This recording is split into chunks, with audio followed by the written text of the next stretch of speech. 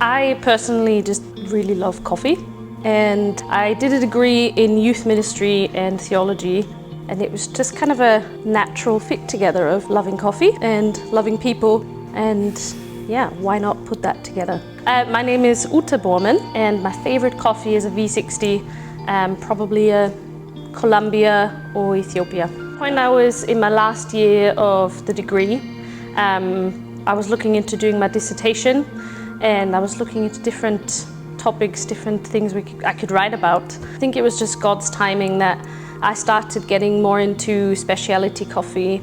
That was the same time when the Catons and Lothamers were starting to talk about this dream that they had.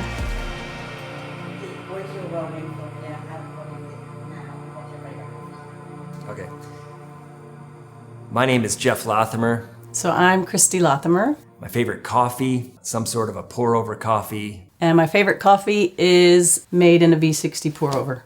I was part of the megachurch movement in the U.S. I was an executive pastor at a church. We were doing all the things that we had ever hoped and dreamt that we could do in church, but still had just quite a restlessness and this dissatisfaction of, is this really it? And we decided to take a little retreat together, Christy and I, and started praying. And I remember saying, could you just send us somewhere where we could make disciples? And as soon as I finished that prayer, Jeff's phone went off, and there was a text from his friend Steve. Yeah, I'm Steve Caton. My name is Sarah Caton. My favorite coffee would almost maybe depend on who's making it. You'll quite often find me drinking either a cappuccino or an iced latte. I drink V60s all the time, and I don't have it with cream or sugar or anything in it. But if I'm going to have a treat, it's going to be a dark chocolate mocha. So Steve and I were part of a church in Michigan where we lived after we were married for 10 years, and it was a bigger church, and we were on staff. We had a great community, and we had a lot of great churches, but that was the thing. We had a lot of great churches. And we had friends that were over here in England. That's a place where maybe we could bring all that we are, and serving in a place that doesn't have so many people serving. I think all of that was just God just saying something about he wanted to do something new. Prevailing model of church that we all know and we all came out of, there's a significant amount of people that prevailing model of church is no longer going to reach. So we really had this call of allowing God to use us to create this new wineskin, which, if I'm honest, is laughable. I knew what it was like to have a worship arts team of 45 people, and to have a budget, and to have a big production on the weekend, and to use those and leverage those for the gospel. God was teaching us a lot, and not that it was easy, as it wasn't. People were very confused about why we were here. Why did, if we ever showed a picture of where we lived in Michigan, it's like, why did you come here? And our little joke was, well, we didn't come here for the weather.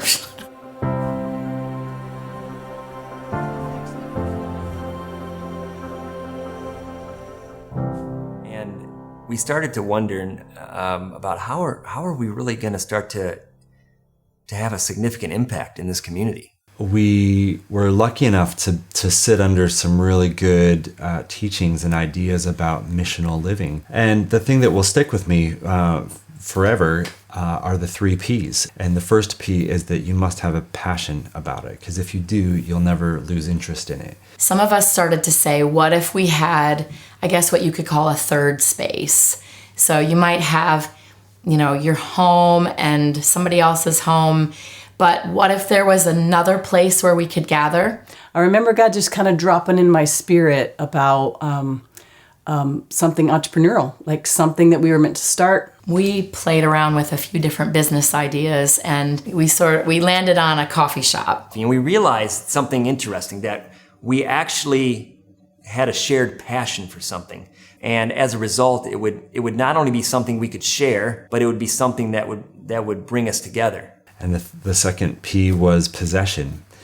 If you have possession, you have knowledge, you have skills, you have abilities, you have resources, you won't be in over your head. Jeff and Christy lived over here in Langford, and they knew the man who owns all the different shops. And he rolls out this piece of paper, and on the paper is this drawing of the Langford Village shops. And he had already drawn in a new building that he was going to add to the end of those shops. And he had wrote Jeff's Cafe.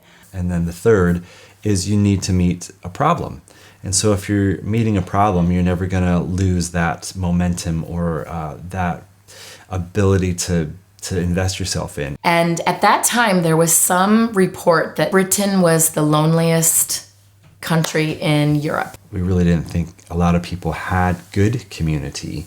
We lived next to each other, but we weren't in community with each other. Out of that, we started to think, you know what, we have a passion, we have possessions, and we could meet a problem with this idea of a coffee shop. We wanted people to be able to come in, irregardless of their faith or lack of faith, and we wanted them to feel like they were loved, they had a great cup of coffee, and they experienced some kind of life.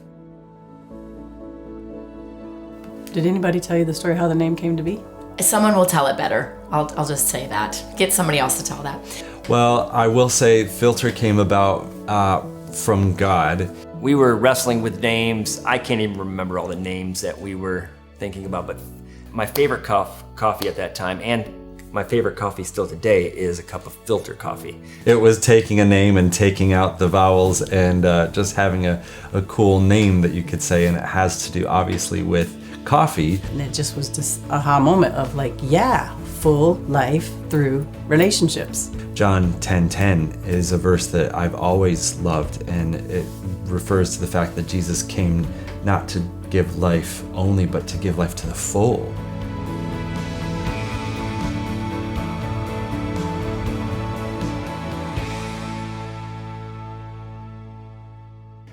I remember sitting in the cafe here, talking to a friend of mine, and he just looked at me and he goes, "Jeff, this is church." And I'm like, everything in me is like, no, it's not. This is a coffee shop. And I think it was around about that time that we just started having these aha moments of what would be the least common denominator to be able to affirm that, yeah, this is the church Jesus died for. And I think we really came to the conclusion that if there are a group of people who are disciples of Christ and they're living together and they have an active culture of discipleship, they are worshiping Jesus, they're sharing life in community, and they have a clear missional drive to reach the people where they're living, that's church. And we began to get a greater vision of the new wineskin that God was actually probably 12 years earlier had called us all to come and do. But at that time, we never would have thought of this. It was something that God had to do a lot of work in our lives and take us on a bit of a journey. And I think he's still doing that. We're still creating and innovating what the future of the church might look like. So I think the transition for us lately has been not so much in the habits and ins and outs of Filter, but more defining for the believing community behind Filter to say this is what we do and this is who we are, and basically that qualifies us as a church community. And at that point, it really felt like the buzz among the customers was just more along the lines of, I've never been to a coffee shop like this that's so friendly and so engaged in community. And, we were already kind of doing different things like the games nights and things like that. And that's that's where I think God's taking us. It's not like this is church and this is how it's defined, and then we plant other just like a cookie cutter, like everything looks the same. It's like Filter Coffee is a space where God's kingdom exists because Jesus's followers are here, and his followers love the people that walk through the doors every day. I imagine that there in the near future will be groups within our Filter community that say, actually, we're feeling led to branch out a little bit, maybe beyond Filter, maybe beyond Langford, or maybe the missional heartbeat is growing a little bit beyond, some of this really loving and caring for this community and making a difference in this community. And they're going to take what they have learned with us and they're going to say, what if we make a shift and we do that over here? But that doesn't mean now we got to go start coffee shops all over the country. That sounds exhausting. One of our elders who lives up on the new estate called Graven Hill, and he had already been building all these relationships through the pandemic with his neighbors. I think that realization of like, oh my goodness, you mean I could lead church. I could start a church in my neighborhood that would be accessible to these neighbors that are beginning to trust me and beginning to know me. But then when we said, actually, let's bring some of our church community around this and start even more intentional missional efforts, some of those things just started to bubble out of our people. Hi, my name is Becky and I'm part of the FLTR community. I felt that in 2020 during the pandemic that I needed to come away from the constraints of the school environment, and I felt God's call to move me into being self-employed. And it was actually through the really great mentoring that came from the FLTR community that I felt actually that it was possible to build a business that had a kingdom heart to it. Hi, I'm Michael, and I started a mission called Wisdom Made Easy, which aims to encourage people to get wiser by sharing wisdom in a way that is easy to understand and apply in everyday life. My name is Kate, and I joined the FLTR community just before the first lockdown in 2020. Since then, the FLTR community has helped me with a small unregistered charity that I've been running since 2017 called Provide. I really couldn't run Provide without the people from the FLTR community. They're a wonderful support and I'm very grateful to them. God really is working in our community. So not only is it a pull to create the wellbeing centre that I feel God wants me to start here, I also feel like a part of a family, which is really beautiful. And something I really appreciate about FLTR is that you can bring your ideas to the table and that has space to be supported and encouraged, and you can bring others along the journey with you. Unfortunately, I've been really supported from the FLTR microchurch. I've been encouraged, prayed for, and kept accountable just to make sure that what I was sharing was God honouring. I can't imagine doing something like this without them, and so I'm really thankful for being part of this community. Oh, this is what we've been working on all this time, is to get to this place where we really believe that everybody gets to play, that everyone's a priest, everyone has a part to play in connecting an unbeliever to God, and you connect in the places where you live, work, and play, and so we've got to be church in those places. Just the other day, I was talking to a very regular customer who actually confided in me. He doesn't really care that much for coffee, but he really likes buying coffee at FLTR. And this was on the end of a 5-6 minute conversation I'd had with him, and it was the case in point that people want to be there because they feel cared for, they feel seen, they feel safe, they feel welcome, and they know that we have a genuine care for them because of God's love and compassion on us. You just seeing people get back to like, yeah, I think this is what it was meant to be like all along. And I'm not sure in some of the things that the ways we've been doing church in the last couple hundred years, we really afforded people to do that. And I think God's on the move to shift that. So it's very little about profit. It is a little bit about really good coffee and really good food.